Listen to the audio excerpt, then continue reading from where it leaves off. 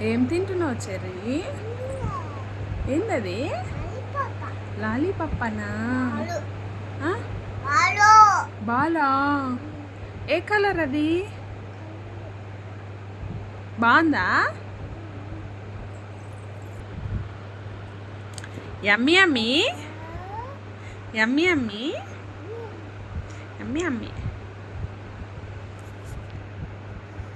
నాకు ఇస్తావా? ఇయ్యమ్మా ఇయ్యమ్మా. ఏ దొంగ.